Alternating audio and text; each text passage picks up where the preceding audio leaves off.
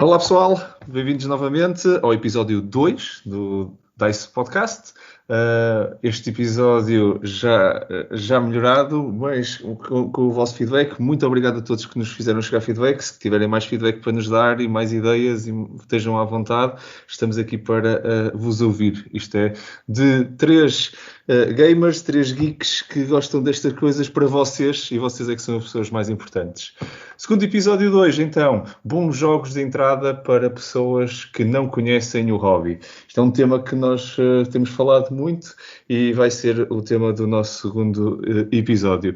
Hoje, mais uma vez, estamos nós os três, como disse, os três gamers e 3 geeks estão aqui para vocês. Eu, Marco Silva, o Miguel Lourenço. Olá, pessoal. E o Bruno Maciel. Olá, pessoal. Olá, malta. Muito obrigado a vocês os dois por estarmos todos aqui novamente para mais uma conversa que tem sido muito, muito interessante. Vamos começar com o nosso tópico, então. Alguém quer se voluntariar para dar o arranque? Então, começo eu. Eu confesso que deste tópico... E para quem não me conhece, eu comecei nos jogos de tabuleiro como qualquer outra pessoa, nos monopólios, nos Snakes and Ladders, no Jogo da Glória, até no Sabichão. Não sei se vocês se lembram do Sabichão, malta. Então não. Pronto, eu era miúdo e era isto que um gajo jogava, os joguetes assim mais... Por acaso, eu e o meu irmão, já agora um abraço para ele, eu e ele depois começamos até no xadrez e até começamos a ser um bocado competitivos, e eu ainda me lembro de jogar xadrez com o meu padrinho, que por acaso infelizmente faleceu, mas eu lembro-me perfeitamente que eu acho que nunca lhe cheguei a conseguir ganhar num jogo de xadrez, e olha que jogávamos bastante. Mas pronto. Eu comecei por essas coisas mais tradicionais nos jogos clássicos. Depois já falamos dos jogos modernos. E vocês? Como é que foi os vossos primeiros mesmo? Assim, mesmo pequenininhos, como é que vocês entraram nisto?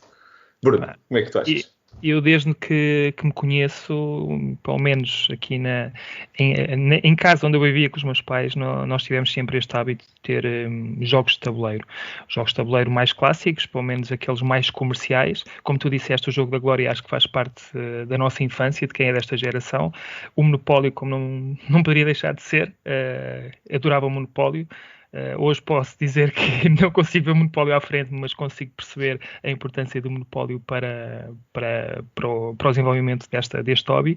E o Trivial Pursuit. Lembro-me de grandes jogatanas de Trivial Pursuit. Tínhamos em casa com amigos dos meus pais que vinham lá regularmente, e uma das coisas que eu adorava, sobretudo no Trivial Pursuit, era passar uma tarde a ler as perguntas e tentar adivinhar as respostas. E depois quase que me diziam que eu fazia batota, porque quando era para jogar...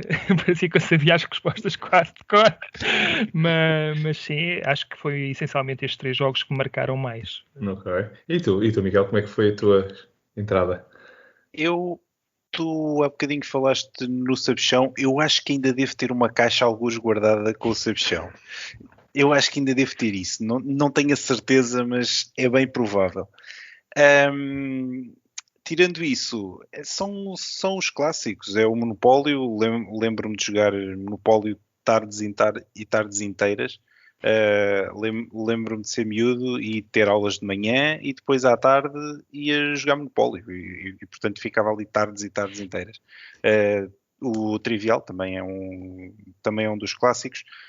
Sou capaz de me lembrar de um ou outro jogo de Pictionary, talvez. Um Scrabble, também tinha um Scrabble algures. Por aí. Olha, eu não sei se alguns de vocês conheciam um jogo chamado Hotels. Acho que o nome cá em Portugal era o Hotels. Também era muito conhecido como o Hotel Tycoon, que era assim um monopólio avançado. Não sei se vocês conheceram. Isso para mim na altura foi assim, tipo, uou! Eu nunca o joguei, mas lembro-me de ver imagens. Eu não sei se tinha imagens pecinhas em 3D, era algo assim, não é? Eu lembro-me que aquilo também me fascinava imenso, mas na altura ainda não estava muito virado para estes jogos de tabuleiro. Portanto, se fosse hoje, e se fosse uma novidade, de certeza que já estava interessado em comprar, nem que seja por ver as imagens. Mas eu lembro-me vivamente aqui na minha cabeça desse jogo. E Scotland Yard? Vocês chegaram também, quando eram assim mais pequeninos, também pegaram assim alguma coisa dessas? Nada. Nada? Eu tinha-o em casa. Nunca o joguei. Ou melhor, acho que tentei jogá-lo, mas não sabia jogar e era muito miúdo. Portanto, era daqueles jogos que está na prateleira e que nunca tive o interesse depois de pegar mais nele. Se fosse hoje, seria diferente, mas tive-o. Eu foi assim, esses para mim foram aqueles primeiros, depois assim mais entrar assim um bocado na estratégia. Pronto, mas isto para deixar para os nossos ouvintes que de vez em quando, principalmente os que estão a começar, se calhar o hobby, ainda sentem assim, que se calhar só conhecem isto. Pronto, até nós que conhecemos muitos outros jogos também conhecemos por isso também para desmistificar, tudo teve o seu lugar no seu tempo. E pronto, e Miguel, e diz-me tu, depois disto, que pronto, dos mais tradicionais e clássicos não modernos, qual foi se calhar então, como é que tu entraste neste hobby assim mais pronto, nessa série, e sem ser nestes clássicos, nos mais modernos, qual foi o primeiro ou aquele que te puxou mais? Eu entrei no hobby dos jogos modernos porque havia, não sei se ainda há, quer dizer, neste momento não há porque, pronto, a pandemia não deixa, mas havia um encontro de jogos de tabuleiro mensal na SMUP, na parede. E eu comecei a ir lá e foi aí que me foram apresentados assim os jogos mais modernos. Lembro-me dos primeiros jogos, deve ter sido um Dixit, um Patchwork, o Concept, lembro-me de jogar ao Concept também, e depois outras coisas mais simples, mas tudo sempre no contexto de jogos mais simples. Não fiquei pelas coisas simples muito tempo, porque depois, vá-se lá saber como, comecei a saltar para coisas mais complexas e para coisas que faziam já pensar-me um bocadinho mais e mais de estratégia e por aí fora. E tu, Bruno, como é que foi que... Ora bem, isto para mim começou talvez há 10, 11 anos atrás. Lembro-me que era estagiário, depois da faculdade era estagiário numa empresa e fiz algumas amizades com alguns colegas e começaram a falar-me de jogos de tabuleiro que eu não fazia ideia que existiam. Começaram a falar de alguns, para mim... O conceito e as imagens que me vinham à cabeça eram fascinantes, mas não fazia ideia do que era. E falaram de uma loja que existia em Lisboa, que ainda existe, apesar de já não ser no mesmo sítio, que era a Arena de Vir, que na altura era provavelmente a loja que se calhar mais conhecida para quem gostava deste tipo de jogos. Fui lá e mal entrei, aquilo parecia que eu tinha entrado num mundo diferente. Só de ver jogos em estantes e ver as capas com ilustrações brutais, com temas que eu não fazia ideia que eram possíveis de estar em jogos de tabuleiro, e foi muito simples. Eu, como quando fui para a faculdade, comecei, acho que a vida é mesmo assim, distanciei-me dos meus amigos que tinha no secundário e não queria perder esse contacto, e então tentei criar aqui uma forma de, pelo menos uma vez por semana, nós nos juntarmos e jogar qualquer coisa. E foi por isso que até me interessei mais pela conversa do meu colega lá da empresa. E sugeriram-me o Talismã. Foi o primeiro jogo deste tipo de jogos mais modernos que eu comprei, e posso-vos dizer que durante uns 6 meses, religiosamente, ao sábado e às vezes ao domingo, porque gostávamos tanto daquilo, nós jogávamos e voltávamos a jogar e picávamos, e o conceito do jogo, apesar de eu hoje olhar para aquilo e porque já conheço tanta coisa diferente, já não olho da mesma forma para o jogo, mas ter personagens com habilidades diferentes, ter uma aventura, porque aquilo basicamente era uma aventura que nós tínhamos que nós propriamente encarnávamos a personagem, sentíamos mesmo dentro do jogo, tudo aquilo era um mundo novo, e acho que todos nós, até os meus amigos, porque acho que foi consensual, adorámos o jogo. E depois, quando começou a haver aqui um pouco do burnout do jogo, passado 6 meses, aí sim comecei a procurar outras coisas. Sem saber o que ia, comecei depois pelo Puerto Rico. Foi assim um choque. Depois foi para o Kailos, outro choque, e Power Grid, e só depois aí foi o Ticket to Ride. Bem. Eu acho que só o Ticket... Quando eu cheguei ao... Não, porque não houve aqui um seguimento, também não tive aconselhamento de alguém que se calhar me poderia fazer as coisas de forma mais natural. e mais gradual.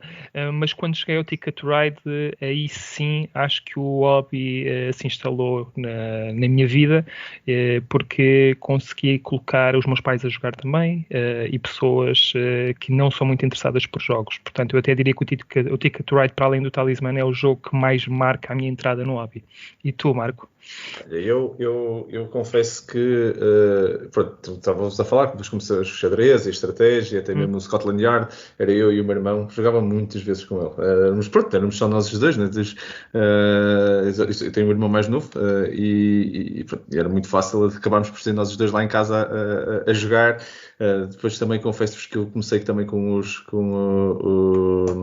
jogos de computador bastante, e jogava muito as consolas todas e tudo, e depois começamos a jogar assim umas coisas mais RPG-like, por isso role-playing games ou Japanese role-playing games. Começamos a jogar também os Elder Scrolls, os Vampire the Masquerade, os Diablos, os Neverwinter Nights, essas coisas todas digitais. Por isso, para mim, depois quando começaram a aparecer outras coisas mais analógicas, para onde é que eu fui? O Marco vai para as versões equivalentes e também de estratégia, nomeadamente Magic the Gathering. Comecei muito cedo com Magic the Gathering, tinha um vizinho que jogava Magic, o Rui Pires, e eu lembro-me perfeitamente que nós íamos para a casa dele jogar todos, não é? Quer dizer, jogávamos ou era computador ou era cartas Magic, e foi assim uma revelação brutal de ver as cartas em casa dele e tudo, e começamos a jogar. Eu sou do Porto, por isso nós tínhamos a Arena no Porto, e também pronto, era o equivalente ao que tu estavas a descrever aqui em Lisboa. Também foi muito por aí, comecei a encontrar aí mais o hobby, mas foi muito pela estratégia e pelo role-playing game, se bem que de tabuleiro assim mais a sério, eu comecei a jogar Catan. Por isso confesso que fui aos clássicos. Depois, não sei se conhecem, aqui em Portugal chama-se o Genial. Quem conhecer de fora é o Ingenious do Reinar Knizia. O Knizia tem assim, tipo, jogos sempre muito, muito engraçados, principalmente por contar como é que se conta pontos. Eu ainda hoje, quando jogo algum jogo do Knizia, a malta gosta de jogar comigo, porque diz: pronto, Marco, e agora contas os pontos, não é? Porque não percebo, mas é verdade que comecei, até foi um amigo meu, um casal amigo, o Fábio e a Leonor, que me ofereceram o jogo, e gostei muito. E é um grande jogo. É um grande jogo. E depois pronto, assim, Ticket Ride, Dominion, também foram assim se calhar os meus pontos de entrada, mas aí já jogava também Dungeons and Dragons da terceira edição, quarta, tem para aí os livros da quinta, gostava, ainda não joguei, mas pronto, tem para aí os livros, e depois tem essa parte mais de pen and paper role-playing game que também me trouxe por um lado, e depois pelo outro lado fui se calhar pelos clássicos, e fui evoluindo outra vez para a estratégia, porque é o que me fascinou, confesso.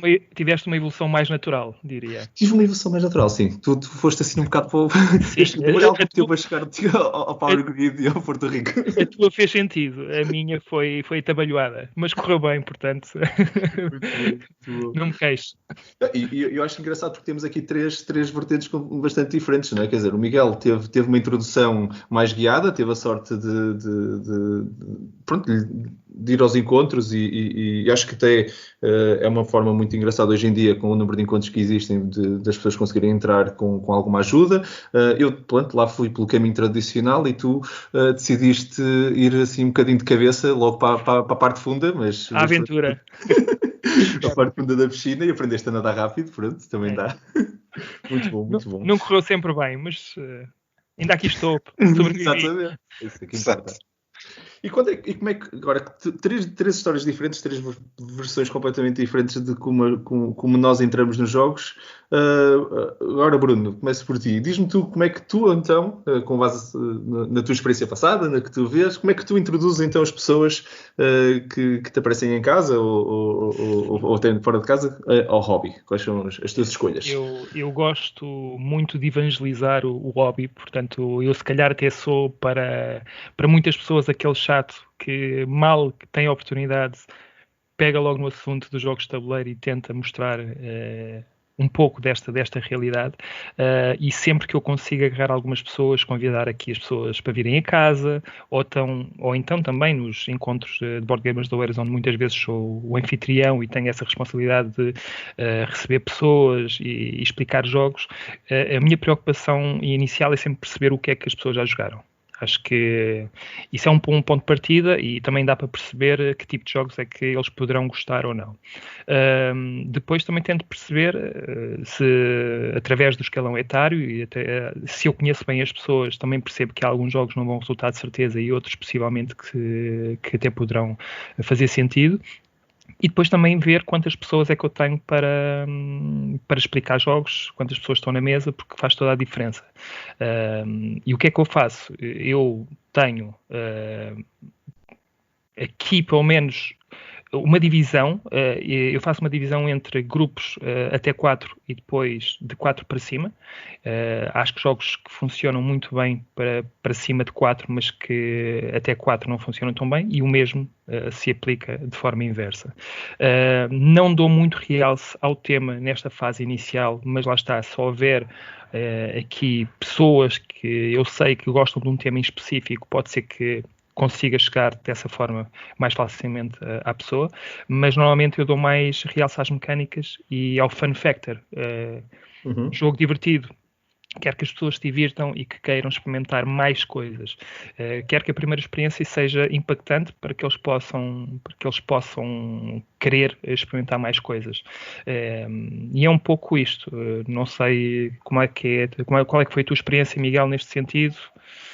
Não sei se queres partilhar. A minha experiência nisto é... Lá está, eu como comecei com os encontros de board gamers e eu fui dar ao grupo de board gamers de Oeiras e aproveito para dizer que fui obviamente muito bem recebido. E a primeira ou das primeiras perguntas que me fizeram é: então, mas já jogaste alguma coisa? O que é que tu conheces? E eu acho que isso foi a forma ideal, e acho que é a forma ideal de introduzir pessoas ao hobby. Porque se nós agora estou a pôr o chapéu de quem introduz as pessoas ao hobby, porque também já estou aí.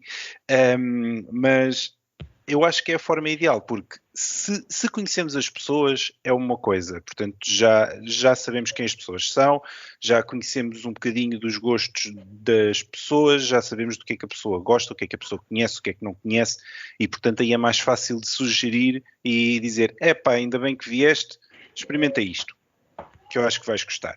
Quando não conhecemos a pessoa, eu acho que esta pergunta tem que estar sempre nas nossas cabeças, que é: olá, bem-vindos, o que é que conhecem, o que é que já jogaram? E depois ver a partir daí, porque não vale a pena estarmos a pegar em qualquer coisa que seja completamente diferente do que as pessoas jogaram, porque elas não vão gostar, ou alguma coisa que elas não conheçam de todo, porque é um risco muito grande. E eu acho que nós aqui temos todos a missão de trazer mais pessoas para o hobby, e portanto é verdade. E portanto, acho que quantas mais pessoas nós conseguimos trazer para o hobby, melhor para todos nós, porque quanto mais não seja, temos mais pessoas para jogar. E nesse sentido, conseguir associar coisas que as pessoas gostem, ou coisas que as pessoas já conheçam, e começar a partir dali, é importante. Portanto, eu próprio também já tenho essa vertente do: olá, bem-vindos, o que é que conhecem, o que é que já jogaram X, o Y, o Z, ok, fantástico, então vou recomendar qualquer coisa deste género. Às vezes pode ter ali um twistzinho ou não, depois dependendo dos gostos das pessoas. Ok, eu partilho rapidamente, partilho da minha parte, mas vocês já estão um bocado no híbrido entre vocês os dois. Eu efetivamente de vez em quando tento ir ou pelo tema ou por uma mecânica que que me pareça que a pessoa já jogou no passado, ou até acho que dada a faixa etária, de vez em quando também uso assim um bocado a idade, olho para se a pessoa está ali, se é um mais miúdo, se são mais adultos, se são da minha idade, se gostam de outras coisas ou daquele tema parecido, vou pegar no tema e tento criar sempre uma ponte que seja uma âncora, no fundo, vamos dizer assim. E a partir daquela âncora vou divergindo. Por exemplo, sei lá, ou então é um fun factor simples, dizer assim, olha, somos para aí 8 ou 9 pessoas, vamos todos chegar para casa, o que é que vamos jogar? Olha, toma lá um passo de desenho e certeza que nos vamos rir que nem os perdidos. E depois as pessoas vão dizer, mas isto não é um jogo de tabuleiro. E assim, não...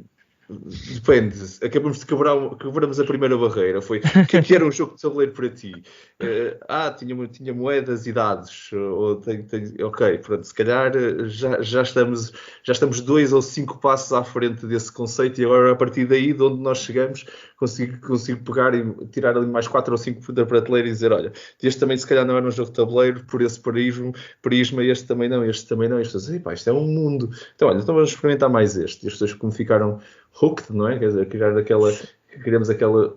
Realmente desafiaste um conceito que eu tinha pré-concebido de que um jogo de tabuleiro era todo igual àquele que eu já joguei, e que já joguei tantas vezes que pensei que pronto, já não quero jogar mais nada porque são todos iguais a este e este. E quando eu digo este, pode ser, se no meu caso seria, sei lá, um jogo da glória, o quê? Pronto, joguei dados e as coisas acontecem. Agora é só mudar o tabuleiro e fica tudo igual. Eu acho que de vez em quando também sinto que algumas das pessoas com quem eu ouvia tinham esse conceito de jogo de tabuleiro e para eles, pronto, eu sei jogar qualquer jogo de tabuleiro porque são todos iguais.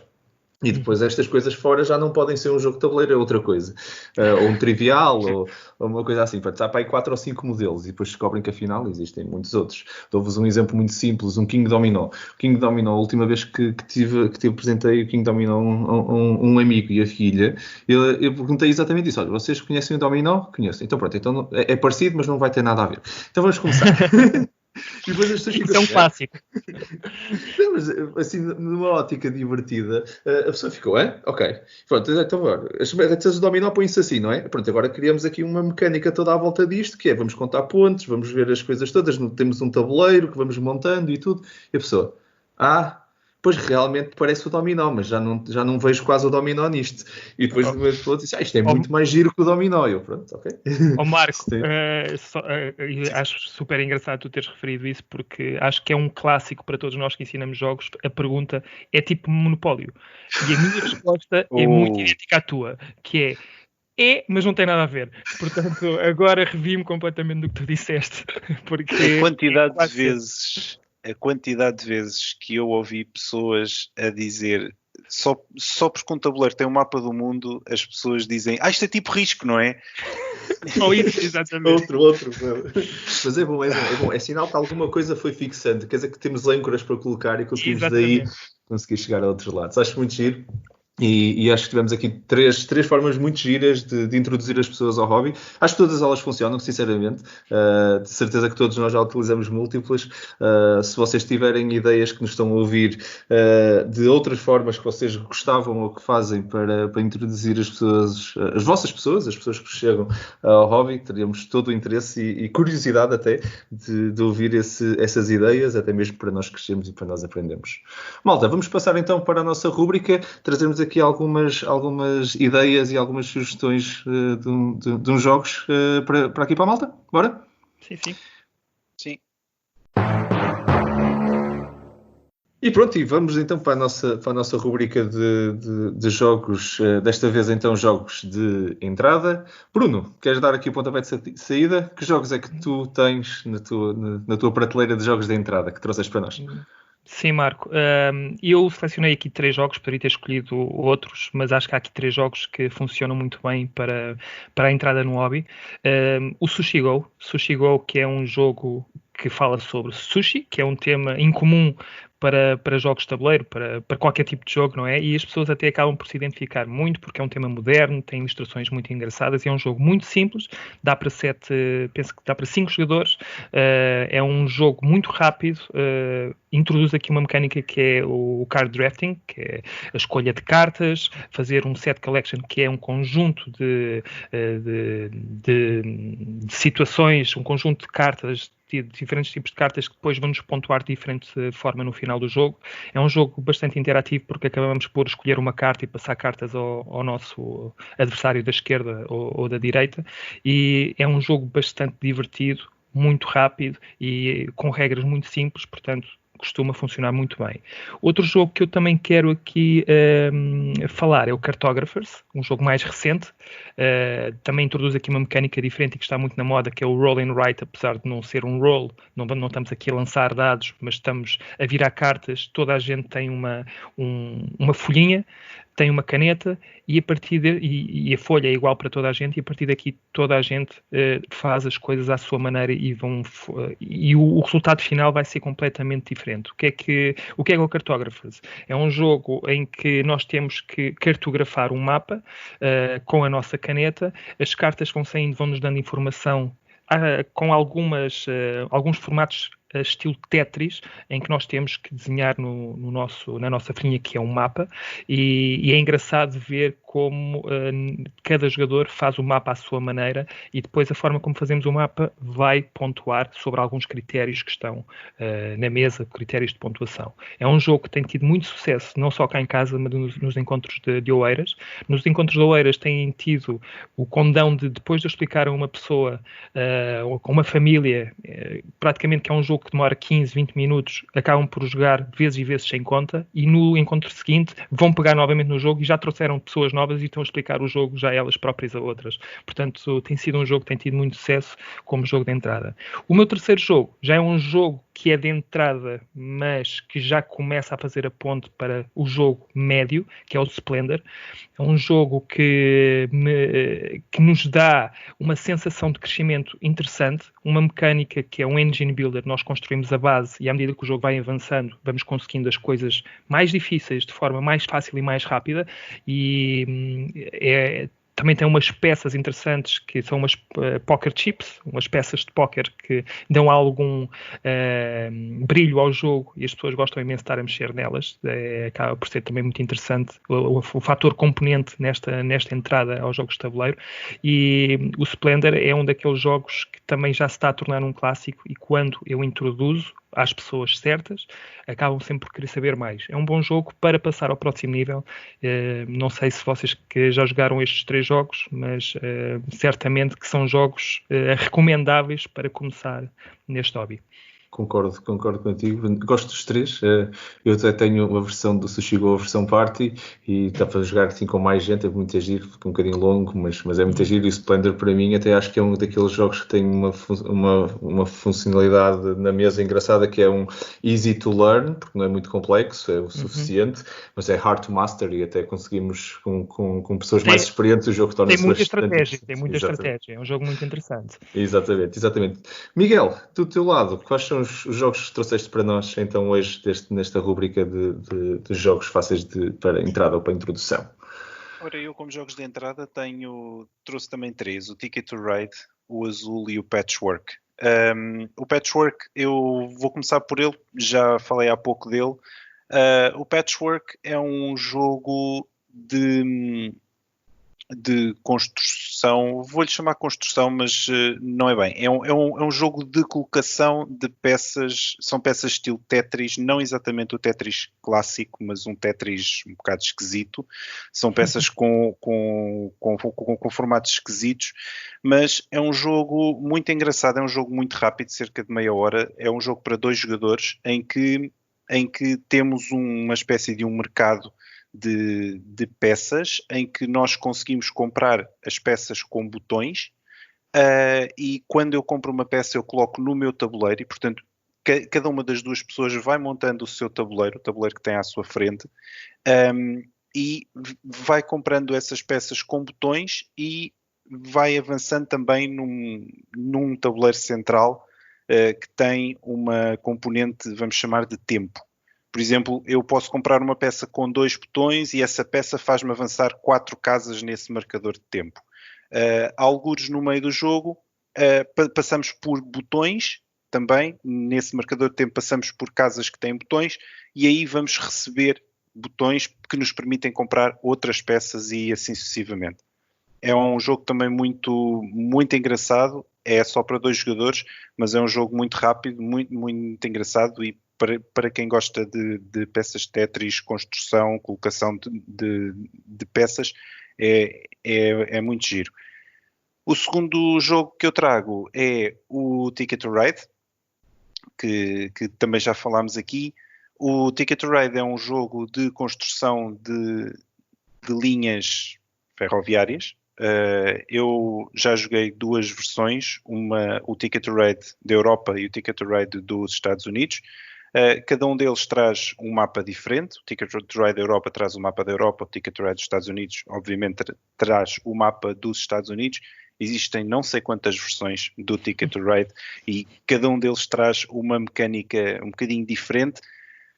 No geral, o que é o Ticket to Ride? Nós vamos buscar cartas com carruagens de cores diferentes e depois, a partir do momento em que temos algumas carruagens, 2 carruagens amarelas, 3 carruagens vermelhas, etc., podemos colocá-las no tabuleiro. Podemos colocar as peças no tabuleiro e com isso vamos ganhar pontos. O terceiro jogo que eu trago, de uma forma também muito rápida, é o Azul. O Azul é um jogo um pouco mais complexo, um pouco mais estratégico, mas que tem a ver com a colocação de azulejos num tabuleiro que temos também à nossa frente. É um jogo que já foi falado, e mais que falado. É um jogo basicamente em que nós vamos buscar azulejos ao nosso tabuleiro central, a uma área central, colocamos no nosso tabuleiro e temos como objetivo fazer um padrão que está pré-definido e temos como objetivo construir aquele padrão. E depois, dependendo da colocação das peças, podemos ganhar mais ou menos pontos de acordo com as peças que já estão colocadas. Eu, por acaso, é um jogo que também gosto muito, já tem até suas três versões, sendo que a última já não é se calhar tão de entrada, mas que se torna mais gamer e mais competitiva. E confesso, Miguel, que aqui em casa a minha namorada adora Ticket to Ride, mas adora Ticket to Ride, então pronto, nós temos assim uma pequena coleção e de vez em quando lá vai à mesa Ticket to Ride outra vez. Não é que eu seja, confesso, não sou dos maiores fãs de Ticket to Ride, entrei por aí, mas agora... Já gosto de uma coisa com mais competição, mas aquele como jogo de entrada e até mesmo como jogo mais de diversão é muito, muito bom. Olha, eu trago-vos então também 3 jogos, muito rapidamente e de uma forma muito sumária, que ponho na mesa várias vezes e até de vez em quando, eu até não gosto de chamar jogos de entrada, muitas vezes eu uso-os como starters, mesmo com malta que já sabe jogar, mas que não é tão gamer e que de vez em quando queremos pôr a coisa a rolar ali na mesa. Um deles é o Double. O Double é um jogo que se joga em 2 minutos. Eu, principalmente quando há crianças nos grupos, eu meto isso em cima da mesa e aquilo é loucura. É loucura mesmo. De vez em quando há gritos e tudo de pura loucura. E é muito giro. É um jogo de matching de imagens, no fundo. Estamos ali a olhar para cartas. Há um artigo, até depois podemos pôr nos comentários, há um artigo muito giro sobre a matemática por trás do jogo, porque qualquer par de cartas que vocês tirem daquele molho tem efetivamente uma carta, não interessa qual. E toda a gente no início, quando eu lhes mostro o jogo, acham-se muito incrédulos, mas é verdade. E é um jogo que tem, apesar de ser uma mecânica muito simples, olhar para 2 cartas e encontrar o padrão, há várias formas de jogar, tirar do meio, batata quente, que é andar a passar a carta da mão de um para o outro, que essa é que normalmente dá os gritos tipicamente, e a pessoa fica com então quando são crianças é sempre muito, muito divertido.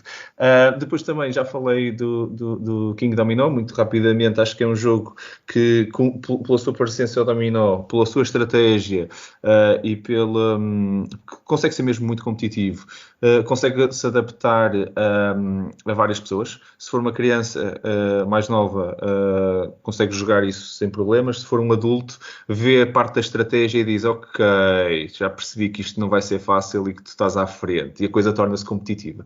Se a pessoa for mesmo competitiva, ou todos nós temos sempre um bocadinho de competitividade, eu sei, uns mais do que outros, por isso, olá João Quintela Martins. Mas não é nada competitivo, não. Mas pronto, eu também sou como o João, confesso, eu também sou bastante competitivo. Quem me conhece, e vocês já jogaram comigo também sabem que sim, mas pela estratégia, pela competitividade, a coisa fica séria. E apesar de ser um jogo muito simples de explicar as regras, a única coisa complexa no jogo é contar os pontos, na minha opinião. E não é complexo por ser complexo, é só porque pronto, tem ali alguma matemática, e as pessoas que não gostam de matemática de vez em quando dizem, pronto, Marco, podes contar os pontos, e lá vai o Marco outra vez contar pontos. É como no Genial, volto sempre a esses momentos da minha vida.